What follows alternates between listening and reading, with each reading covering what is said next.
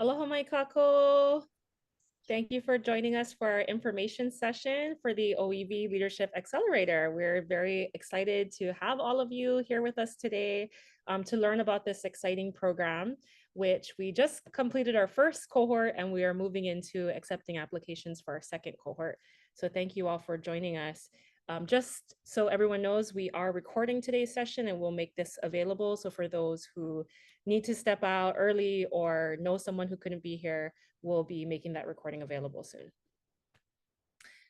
So in terms of our time here together in this hour, we want to make sure that we first cover our program's intentions and expectations, learn about the impact that this experience has had and can have on your leadership journey, offer a chance for you to get the burning questions that you have answered, and really that you leave feeling excited to apply and be part of our program.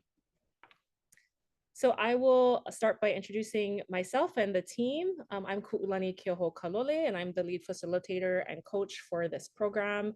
I also run People Strategies Hawaii, which does consulting around organizational change.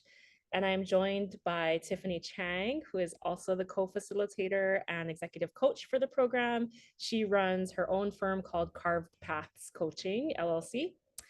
We also have the fabulous Elena Fardin, who is our co-facilitator and a cultural advisor for the program. She is a senior director of strategy and implementation for the Office of Hawaiian Affairs. And last but not least, we have Nalani Kaku, who is actually a recent graduate of our program. She's one of our wonderful 20 alumni from our first cohort. She is serving as a project manager for cohort 2, and she also works for Kupu. So this is the team that you will be learning from, learning alongside with, and that will be supporting you on your journey. So we want to give a little bit of context to how this program got started. And really it begins with our origin story of hearing about, and I'm sure none of us are unfamiliar with, the current stats and the current state of what we're living in today in Hawaii.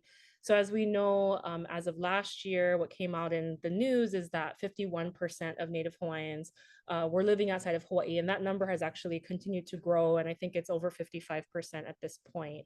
Not only Native Hawaiians, but we know people who grew up in Hawaii and who love Hawaii have not been able to make it work here, right? And we all know we're all struggling with the cost of living and all of that. But in addition to that, as we sort of looked around at organizations in Hawaii, what we saw over and over is that in our executive roles, number one, we didn't have enough representation in our minds of Kama'aina and Native Hawaiian leaders. But also that when we would talk to current, boards and executive directors about their succession plans or who they were planning to recruit for these roles, often they would say, well, we either can't find good local talent, people are not qualified, they're not applying, they don't seem confident, and all of these reasons why it was sort of almost justified that we couldn't see people in those roles. And for Tiffany and Elena and I, as we talked last year, we're like, well, that's not good enough to us. What are we doing about this problem? And we felt like, really what we could offer is an opportunity to help grow the confidence, the skills, the capacity, the competence of our local people, such that at some point when the kuleana became available to them or the opportunities presented themselves, they would feel able, capable, ready, and confident to apply and go for those roles, and to also be seen as leaders emerging for those roles. So that was really what prompted us to start to talk about what could we do to invest in our local leaders in particular. And then as serendipity would have it, Kamehameha Schools offered a kind of pilot program, what they're calling Kaiaulu, which is really investing in community organizations that are working to grow OEV leaders. And the way they define OEV is not just Native Hawaiian, but folks who are of this land and who perhaps their families have been here for generations, and they're really looking to commit and grow Hawaii and the Hawaii that we love. And so kind of the marriage of the initial conversation along with, frankly, the funding to make it possible gave us the chance to really dream up what we could create. And so that brought us to our first cohort that we held. It was I keep saying last year because it feels like we're already in 2025 at this point. But it began in April of 2024. And we ran an 8-month program. We selected 20 applicants from a pool of 40 who had applied, and 20 wonderful people who went on this 8-month journey with us. And I'll share about the results in a minute, but it was just truly a wonderful experience. And one of the things we learned, and we'll talk about the logistics of the program, but we learned that just even by the 6-month mark, we'd really seen a lot of transformation and progress, not just in them as a cohort, but in each person individually. And so you'll see that we've actually shortened the program to 6 months, to just kind of capitalize on that. But let me move now towards kind of the goals and overarching, and then really some of the impact we've seen. And please, Elena, Tiff, Nalani, jump in at any time. So we really have 4 main goals, and I've kind of touched on this already, but one is to really elevate Hawaii's local talent. We know that there's a lot of talent living in Hawaii, but especially those who are born and raised in Hawaii and who are Native Hawaiian. We're really trying to elevate us. Second is to increase the representation across leadership. And we don't just mean leader with a capital L, we mean community leaders, we mean leaders of our ohana, we mean leaders, in all kinds of ways. But we are unapologetically also talking about workplace and organizational and leadership with authority and ability to make decisions. Third is to fuse both traditional and Western knowledge. So one thing you'll see throughout our program is that we ground everything in a sense of Ike Hawaii and our Ike Kupuna, but we also bring in Western kind of ways of thinking and doing, and we work to kind of fuse and blend the two. And then last, that we really illustrate and instill Hawaiian values in everything that we're doing. So not just the content of what we do, but you'll see in how we do things, and who we work with, we really try to exemplify those Hawaiian values. Let me pause to see if my team has anything you want to add in terms of our goals here. Awesome. Okay, I will keep on moving. So what do we want to see? I think a lot of folks have asked me, what are you guys ultimately trying to do with this program? And I won't read everything that's here. It's also on our website, but I think this will also help you understand what we're looking for and what we are also trying to grow and increase in the program. So one is that our folks have a strong sense of pride. We want folks who perhaps maybe sometimes experience a sense of, I'm not quite sure if I fit in, or sense of imposter syndrome, or, maybe just hesitancy to sort of lean on our traditional values. We want to help to grow that confidence and that pride that you have in your OEV identity, and see it as not something that you excel in spite of, but excel because of. And so that's a key thing that we drive home in this program. The second is that we do grow that enhanced confidence in both seeking and applying for leadership positions. We know sometimes, and I'll speak for myself, I know sometimes I've seen opportunities come up in the past that sound wonderful, and they're in leadership roles in Hawaii. And I ask myself, am I qualified? Am I the right one? Maybe they can do a national search and find someone better. And so we really want to kind of instill in us a sense of confidence that we can go after these roles of leadership. Third is that we experience heightened levels of self-awareness and self-compassion. Fourth is that we demonstrate a deep commitment to driving positive change for Hawaii. So this isn't one of those programs where we just focus on you as an individual. We're really looking at your commitment to, to grow the capacity of our community overall, and commitment for Hawaii long-term. Fourth is attaining a clear and more comprehensive vision and understanding of your leadership identity. Who are you as a leader? What are your long-term goals and visions that you have for your leadership and for the community? And obviously that you leave here feeling perhaps even more invested in creating positive, lasting change for Hawaii. So big outcomes that we want to see, but as we'll go through shortly, you'll see that we've even started to see some of that shift with our very first cohort. So with that, we'll talk about impact and results from our first cohort. And one of the things that we wanted to really make sure, again, to go back to a grounding in Ike Kupuna, Ike Hawaii, is not to think about this as we're kind of measuring our success or measuring our progress, is to not think about this in a Western point of view, but to really think about growth along a spectrum. And so Elena was wonderful in introducing this concept of growth from a OEV perspective. And so I'll turn it to her to explain what you're looking at in front of you. Yeah, when we think about growth as leaders, we're also thinking about it as a cycle. It's a continuous journey. And so it seems so fitting that we would also be able to use the growth cycle of Ohi'alehua, which is one of the major plants that grows in a very resilient environment, the first plant that we'll see after lava.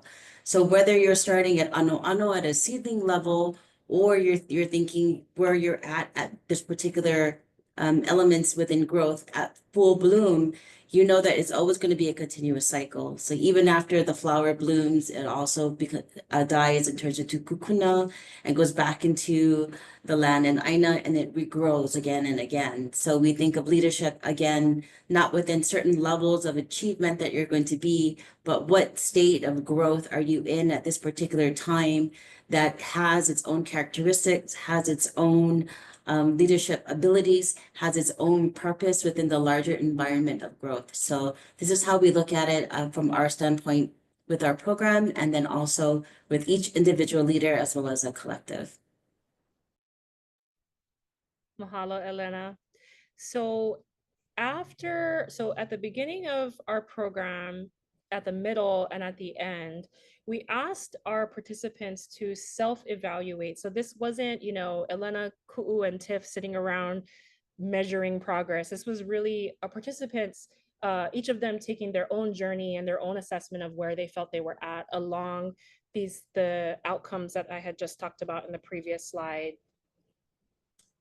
And apologies if you hear trucks driving by. I live near a highway. Okay, sounds good. So these are, if you look at the left-hand side, these are the outcomes that we had just talked about that we really want to see and grow and progress in our program. And we had people evaluate themselves along this scale, if you will, that Elena just described. And here were the results. So on the left-hand side of every one of these categories, you'll see where on average our cohort of 20 people rated themselves sort of walking into our program, right? And so if you want to use a numeric scale, you can think about ano being 1 and hopoi being 4. And so on average, we saw that people were the two areas that I think we really saw people maybe needing or wanting to grow in was on their pride in their OEV leadership and clarity in their leadership identity or leadership vision. But after that, it was really kind of being able to grow in self-awareness, in their confidence that they had the skill and abilities to excel in a leadership role, actively engaging in fulfilling kuleana in the community, and then kuleana to positively change Hawaii. So on the right-hand side, what you'll see is the sort of scores or where they landed at the end of the program. And the biggest growth that we saw was pride in OEB leadership and strengthening leadership identity. So you'll see here the sort of scores of our cohort as a whole. So 100% of our participants experienced a progression in pride in their OEV leadership, 80% in their leadership identity, 70 in self-awareness, 65 in skills and abilities. And what I want to point out about the last two is that we actually saw, one could look at it and say we saw the smallest amount of growth in their thinking around kuleana and fulfilling kuleana. But what that is that folks were already committed. Folks already felt a sense of kuleana to Hawaii. And so moving on that needle wasn't very much, but that's because it was already pretty high to begin with. But what we're really proud of is that we saw progression across all 6 of these outcomes in the 8 months that we were with our participants.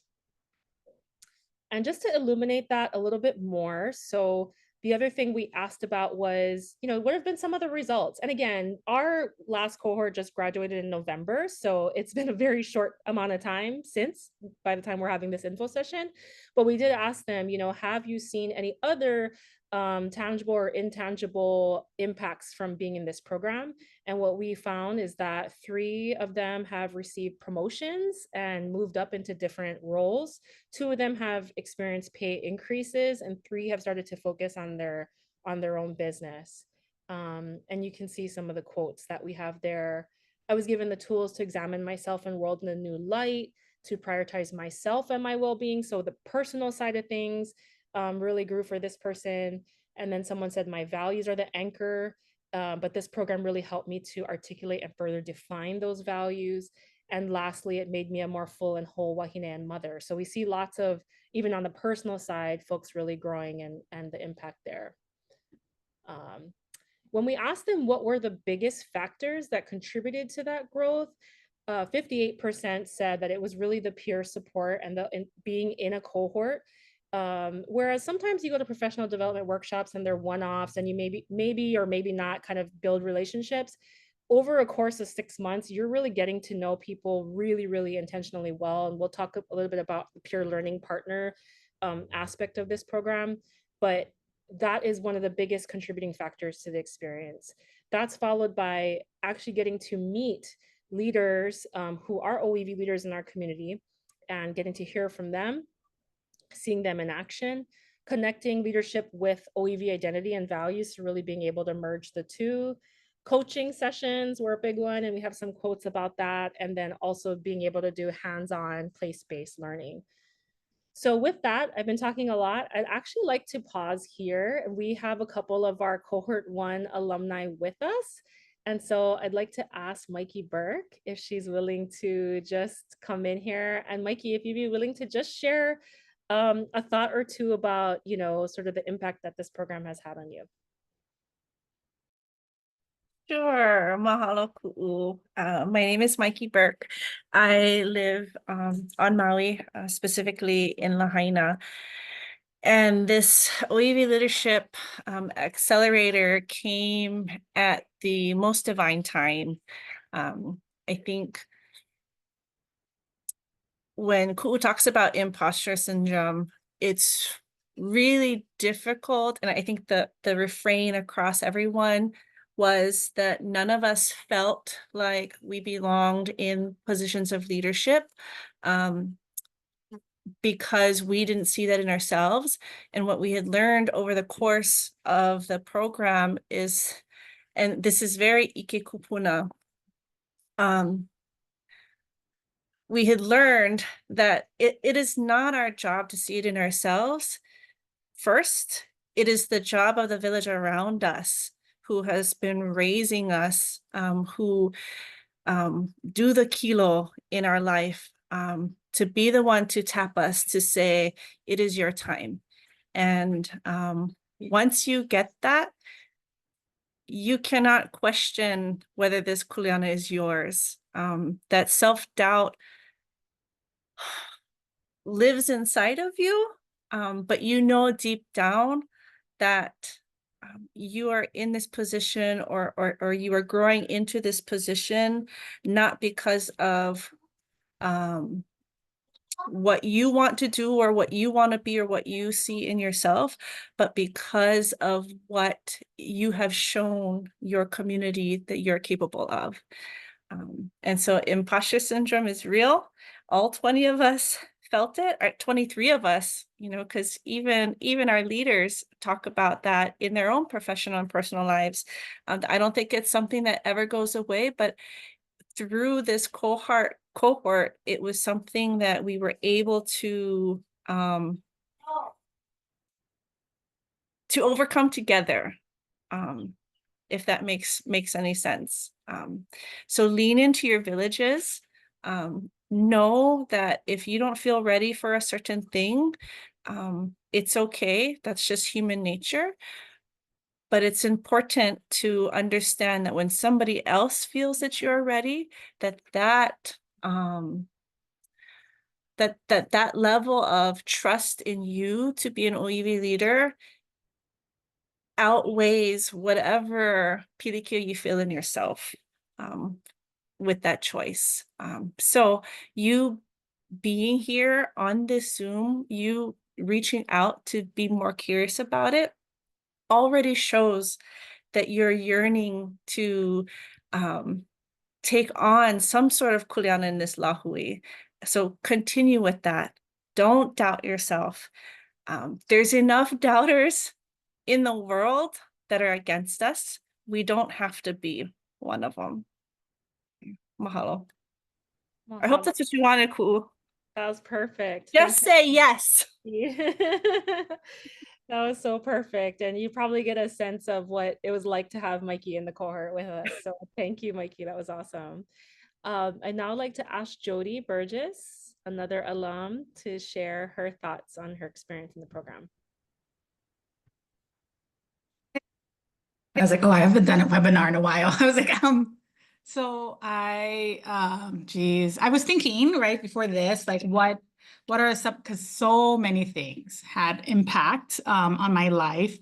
And I guess just a few that I wanted to highlight was definitely the coaching that's provided by the facilitators, because I feel like in our busyness of life, there's not a lot of time to kind of just pause and reflect and, just talk through some things, that you might be going through, or that, you've been kind of like sitting in, right? And you just need that person to listen, and then also to give like good feedback. And so the coaching is just an amazing opportunity to get through the program. And I just so appreciative of what I feel like is every single activity that we did. I could see the intention behind it, right? It was so intentional, building on each other, creating that community. And it's just, I really feel like this cohort in particular, because I'm in another one now, but this one in particular is very high quality. And so if you have the opportunity, to do it, I would say go for it. In fact, I think I see like 4 of my coworkers here checking it out. So yeah, definitely 100% recommend. And that's all I have. Mahalo, Jody. Thank you for that. And Kellen Sasano, can I ask you to share a bit about your experience?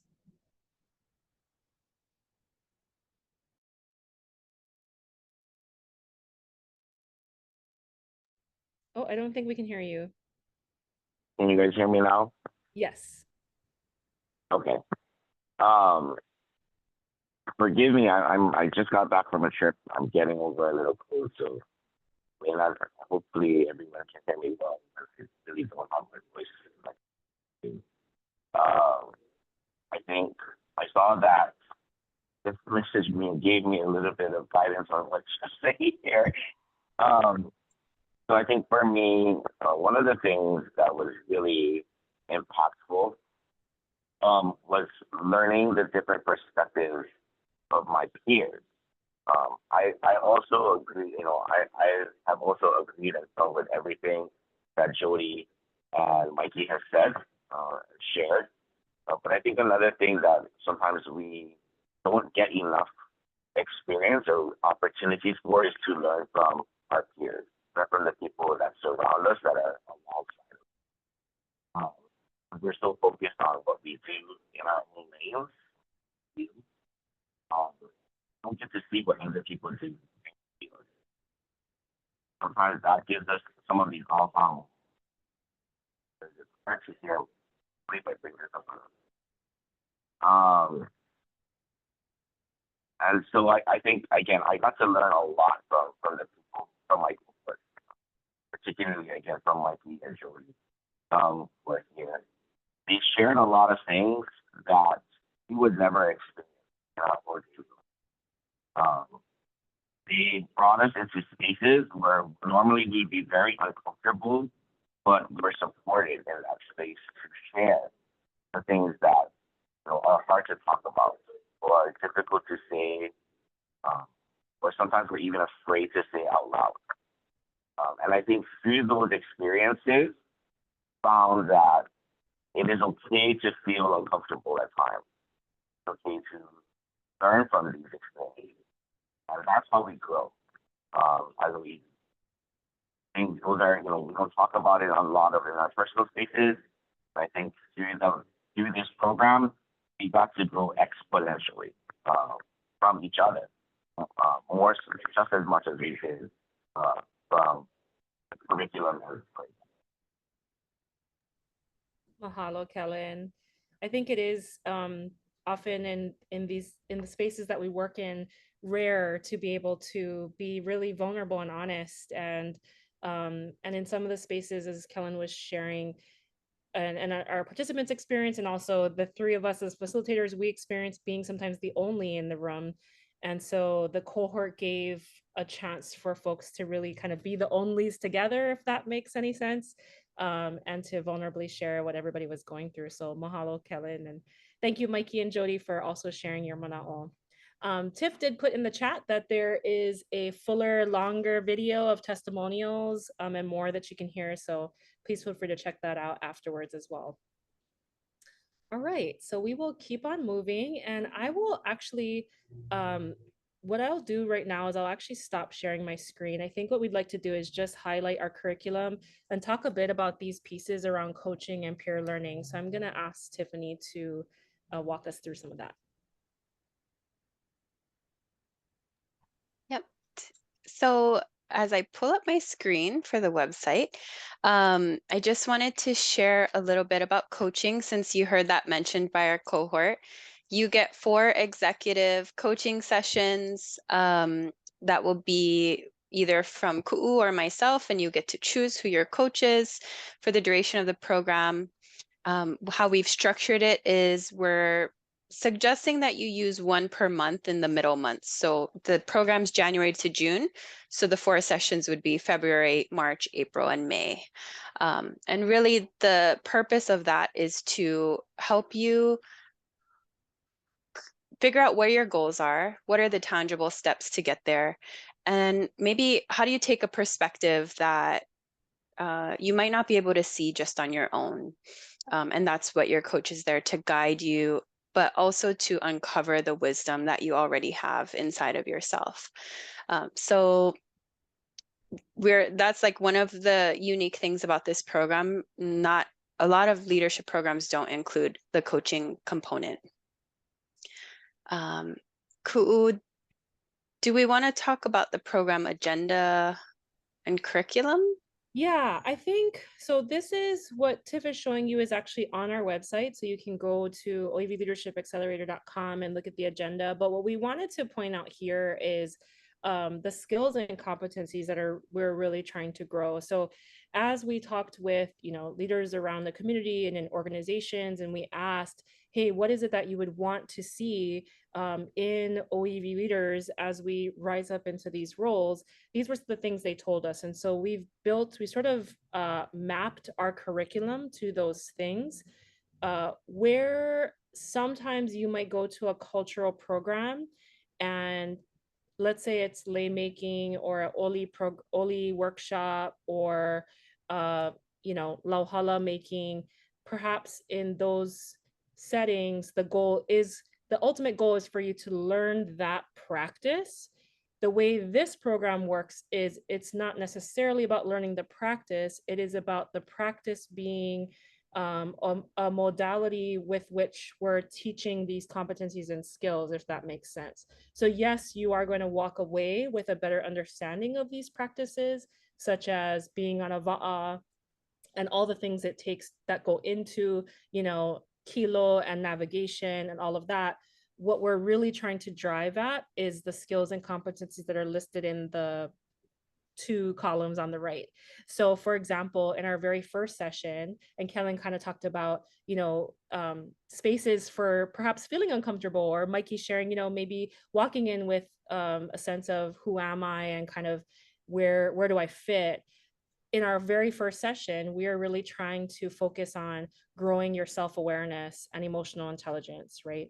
And we're doing that through, reflecting on your personal history, looking at building connections, identifying and nurturing your gifts, So that's kind of what we're focusing on.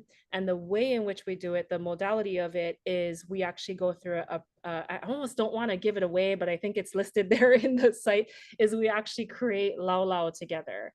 And so, yes, we learn how to make Lao Lao, but we don't walk out of there being master Lao Lao makers. I mean, maybe some of us do, but we use the Lao Lao making experience to kind of extrapolate some of these concepts. So in every session that we have, there is something either Aina based or Ike Kupuna, Ike Hawaii based, where we are drawing out these skills and going really deep in the debrief and the discussion and reflection piece of it. So I think that's enough to share there, but if anybody has further questions on that, please let us know. Okay. So now I have to do my dance of getting the slides back up for us. Here we go. Okay, so I believe Tiff already covered this. Maybe Tiff, if you want to say a word about what coaching is for folks who've never experienced executive coaching and the difference between coaching, mentoring, shadowing, all these other sort of therapy, these other Yeah, methods. that's a question that I get a lot. And we could have a whole hour conversation on this, but how I like to describe it is that coaching, so therapy, first of all, and coaching kind of overlap. If you think of it like a Venn diagram, there is overlap because coaches and therapists use some similar skills like powerful questions, active listening, reflection. So sometimes that with my coaching clients are like, is this therapy? Because I feel like you're my therapist. I see some people laughing because I was their coach. So that might hit the spot. But the reason is because it does use some of the same skills. The difference is that therapy really traditionally is past focus, meaning you're going into the past and the goal is to kind of rewrite what has happened from the past, almost like reprogramming that past experience. Coaching is more focused on the present moment and then the future of what do you want to do with that. So it's not that the past doesn't ever come up of like, oh, last week this conversation with my boss, went like this. Of course, that's going to come in, or even in therapy, you're going to talk about the future. But the primary focus for coaching is present and future focused.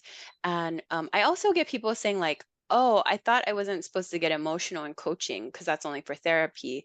That's also not true. Like emotions, if they're part of your present, experience, that's also a part of coaching. So it's great because I think people come in with a certain conception of, what coaching is, and then we kind of figure it out together. It's a learning from experience kind of thing, but I believe most people feel like it's a very powerful experience. So, yeah.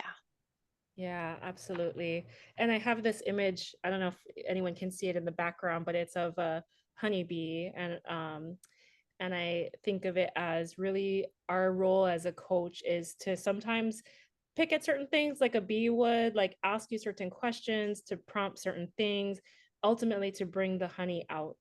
And so our thought is that really you have the answers to your own questions and the things that you are maybe grappling or struggling with.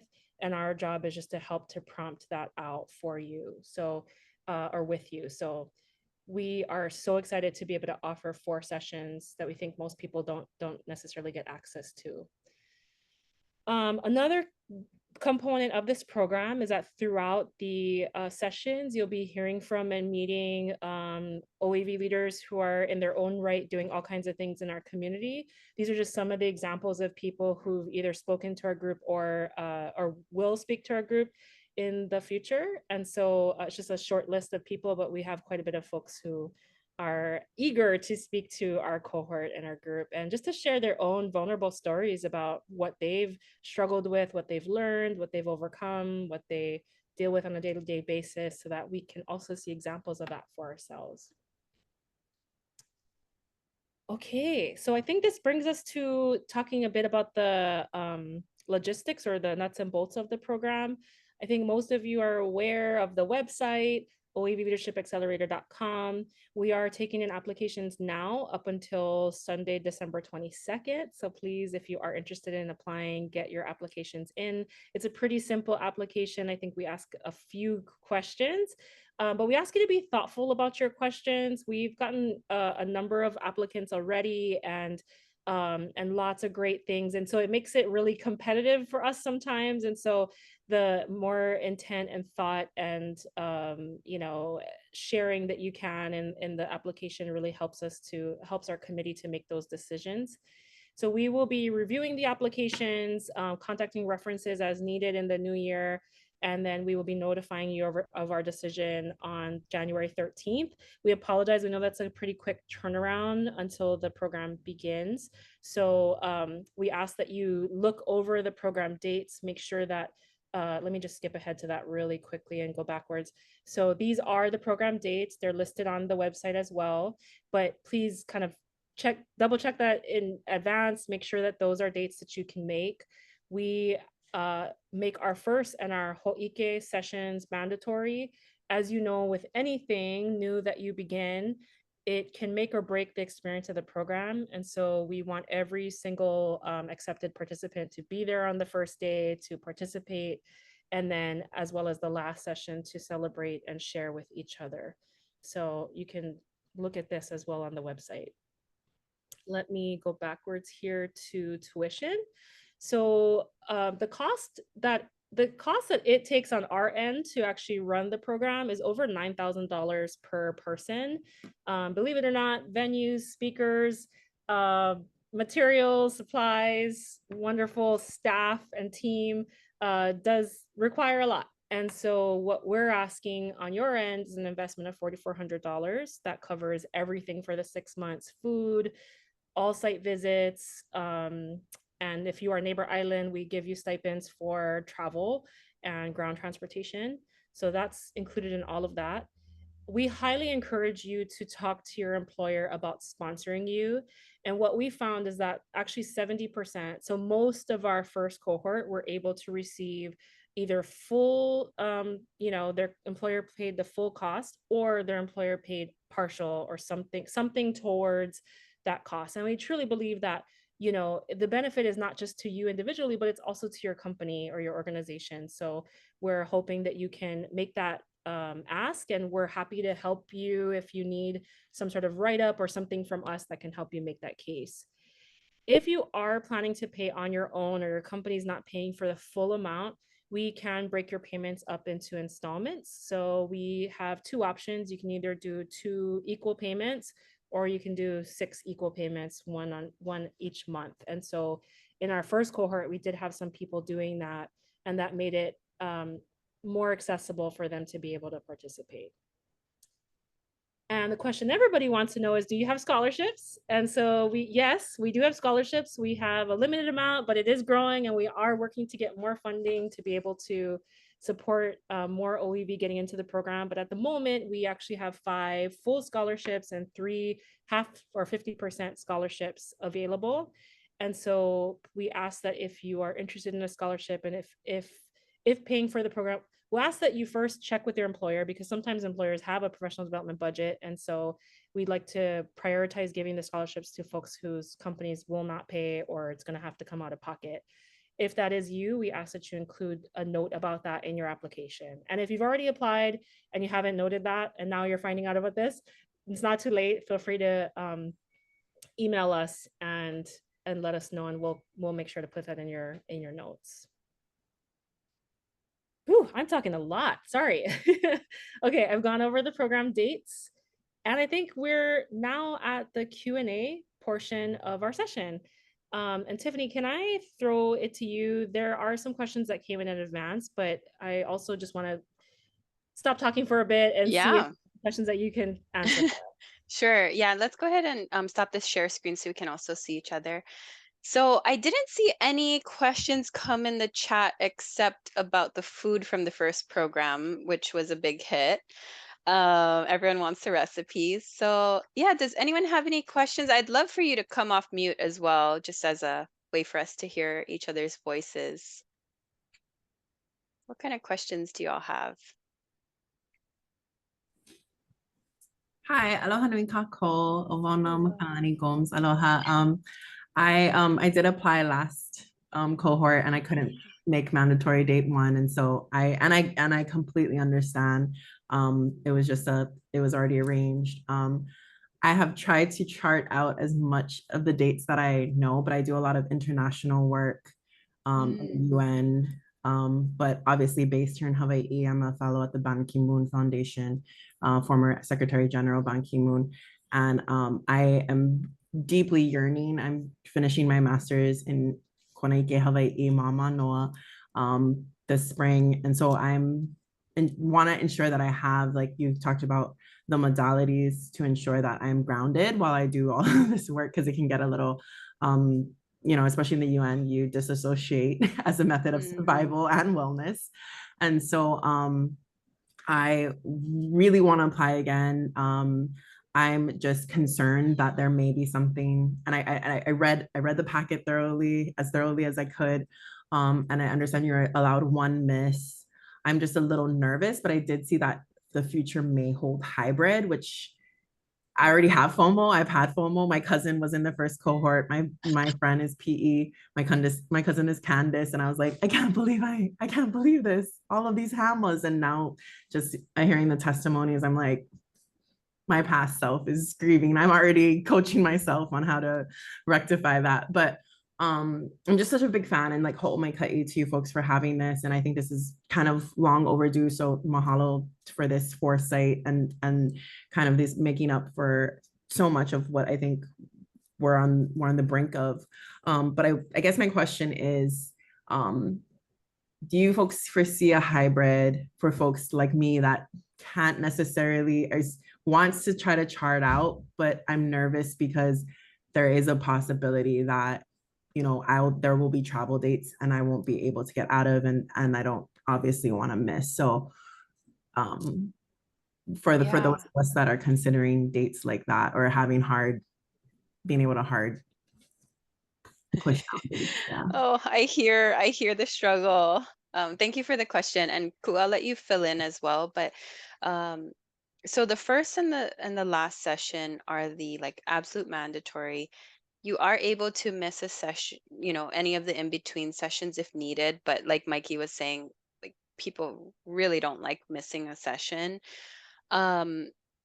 So if you feel like it might just be like a session that might have a conflict, that won't be a problem. To your question about hybrid, we have just made such a big intention with this program to make it place-based. And one thing we actually didn't say yet is that it is placed in Ko'olaupoku, so the windward side. A lot of the learnings and the readings and the things that the practices. So because being place-based, Elena talks about this in the video online, is such a big part of our program. I don't know that we would do a completely hybrid cohort or even like a session. Like we're literally moving rocks. We're like on Ava'a. Like it would be so hard to do that hybrid. But Ku or Lena, do you have any other thoughts that you might want to add in? I can jump in.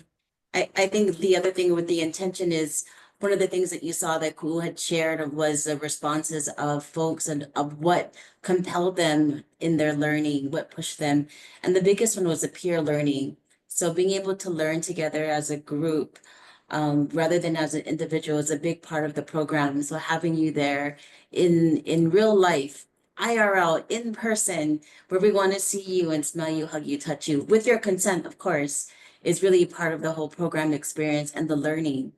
The learning that you're going to have as an individual, getting to share with others within the group itself enhances their learning and their takeaways and their insights enhances your learning. So having you there in person is really the deepest part of the program and the ultimate, I think, growth stage that happens for you as a leader as you're growing. So a hybrid session is probably something that I don't know if we'll do in the near future. It will definitely look different, but it hasn't been something that we've discussed for this particular cohort 2 of round 2. But at the same time, all of us being very busy professionals understand that there are times that you're going to have to miss.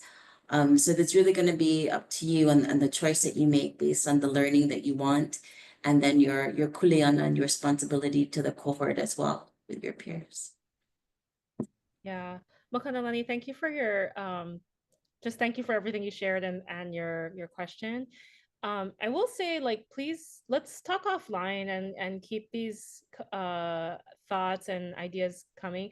This was our pilot, right? This first year, what we learned. So we had 8 months, I think I shared, and we had kind of hit our outcomes, if you will, by 6 months. And we in this first cohort, we had 2 virtual sessions, and then the rest were in person.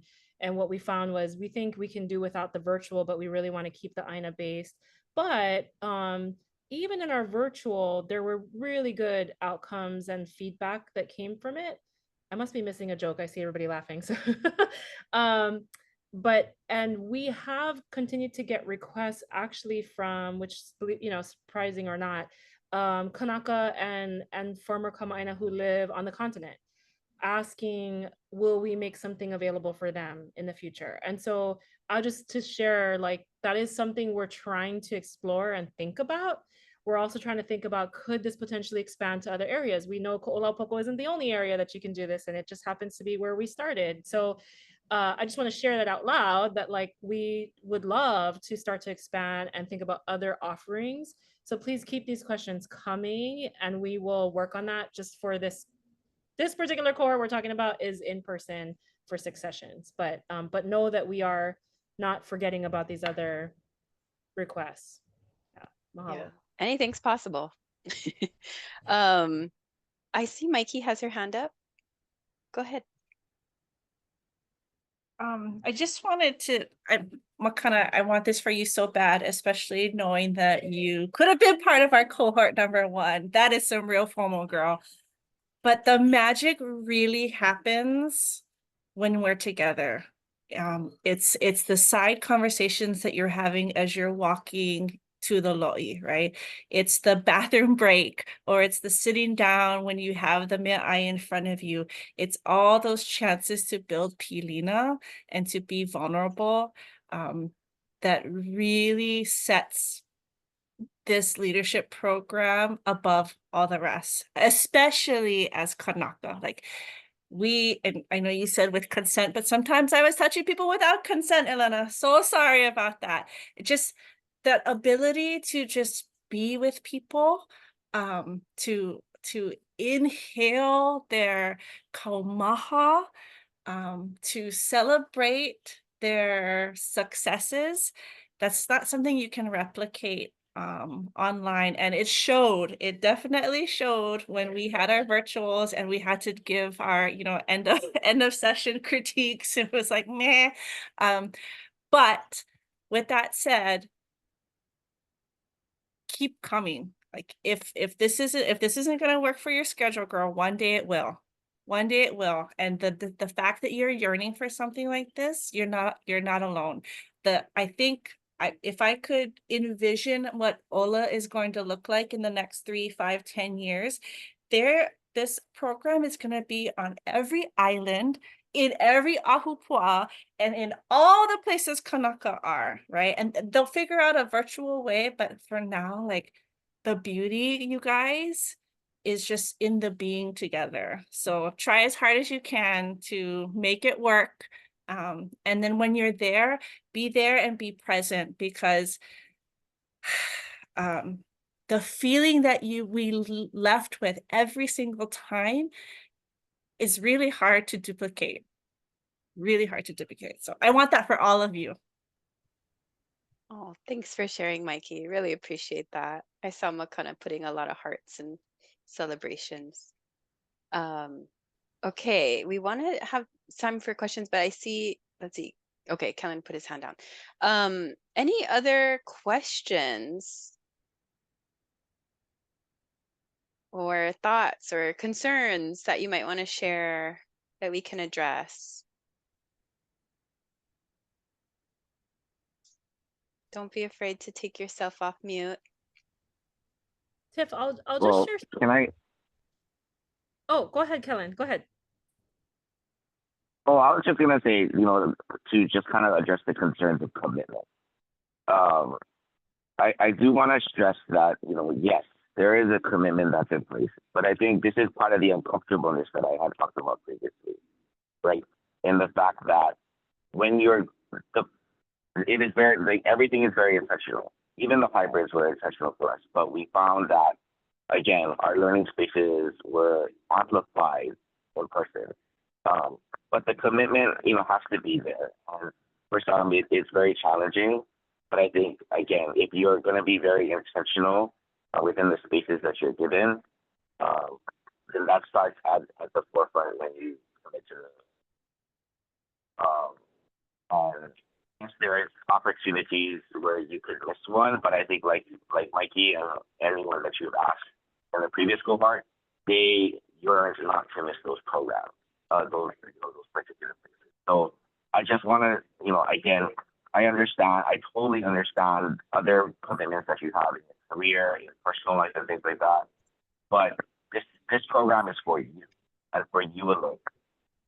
And so if you have a commitment to yourself that you want to grow, want to learn, you want to expand, then I highly encourage you to try to make as best as you can to commit to this first, and you can, and have a team around you, both professionally and personally, that can support you along that way with this program. So that means, again, like for example, for me, if I had to do something, I could ask my family, or I could ask the people that I work with, and they allowed me those spaces. And I know I may be afforded things that others may not, but I would encourage those types of conversations while you're trying to determine whether or not you're. Yeah. Thank you for sharing that. You're there. You just made me realize something else, Kellen. We have shifted this to full days. So it's an 8:30 to 4:30 p.m. commitment. So like, coming a half day is considered an absence as well. We want you there for the whole day. So um, that is something to consider in terms of this commitment. And we have those times on the website as well. But yes, the commitment can be uncomfortable. We totally get that. I did get another question about, do you have to be Native Hawaiian to apply to this program? Cool. Can you speak to that? Yeah, no, you don't.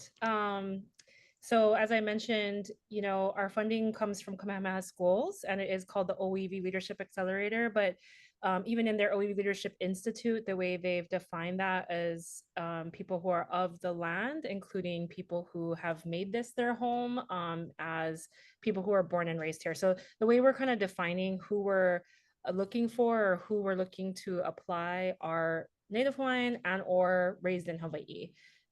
There are a lot of programs out there in Hawaii for people who have just come to Hawaii, and that's great. And that's not what this program is. We're really intentionally trying to grow the people who have been here.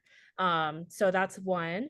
I think I'll just cover some of the other things that we're looking for is, so folks, we're not looking for folks who are kind of early on in their career, right? Who are just getting into the workforce. We're really looking for folks who have had work experience. Perhaps you are, I'm not saying you have to be, but perhaps you're already supervising folks. Perhaps you are in a director role.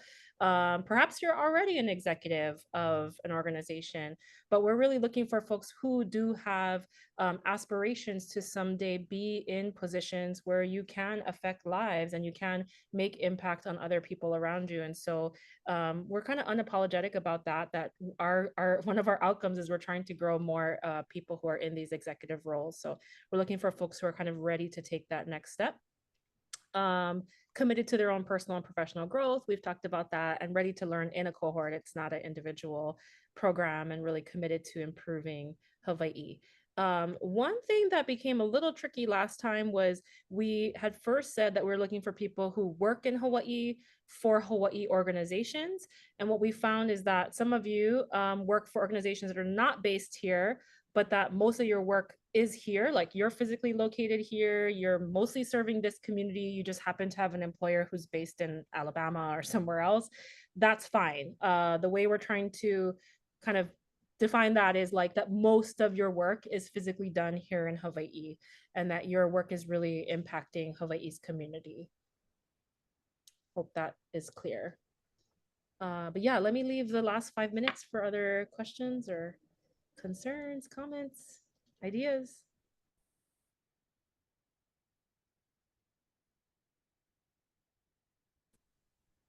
Aloha, my name is Tiki. I live on Maui. I'm from Honokohau, and I work for the Office of Wellness and Resilience. Um, and I just have a general question to anybody from the cohort or to leaders.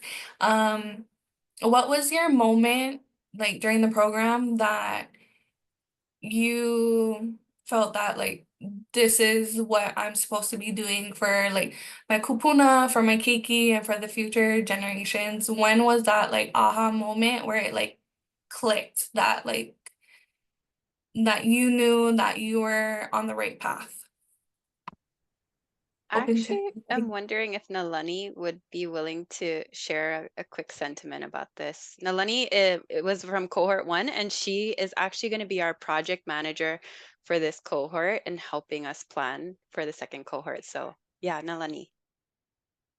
Absolutely. Can you folks hear me okay? Awesome. Okay. Yes. No, I love this question. Um, I will say that going into the program, I already felt this deep sense of kuleana to Hawaii and to the communities that I serve here. But I think the aha moment for me was honestly, it was going through the program, but then also getting to know my cohort on this really deep spiritual level. Mikey talked about like the connections and the pilina that you form with everyone in your cohort. And you eventually realize that everyone is there for the same thing. Everyone is there to serve Hawaii, and everyone is there to make a difference. And to me, that was just the most beautiful and almost spiritually unique thing about living here and being a part of cohorts like this, like OED. And that's when I knew like I can go forth and I can go forward and I am not alone. I have so much support and so many people that have that same goal and that same drive and that same fire. And for me, that was when I knew that like I can be here. I'm Hawaiian enough. I'm ready to take on much bigger things and also serve and help the people around me. So I hope that answers a little bit of your question. That's spot on. And I was already sold before because of Jody, and now even more so. Um, yeah. Oh, sorry. This picture is a few years old. So just answering the chat. But yeah, my neighbors. Mahalo But for thank you so everyone. much. Yeah, thank you, Tiki, for the question and for Nalani for sharing. We want to thank you all for your time here. And while you've been here, I've been so curious about everyone, looking each of you up and sort of hovering over you. So I know that we have many storytellers here, community weavers, people that are deep in community. So in our closing, I just ask you to think about why your story has come to this point in your journey and how this particular program might be an inflection point in that journey that you're on, wherever it might be. And we would encourage you to apply or reach out if you have any other questions. Again, thank you so much for your time. Great. Mahalo, everyone. Thank you We'll all stay for on if there's any last folks that want to ping us for questions, so we'll be here. Thank you for coming. Thank you to cohort 1 for joining, some of you. Hello, everyone. Yeah, aloha. Weho.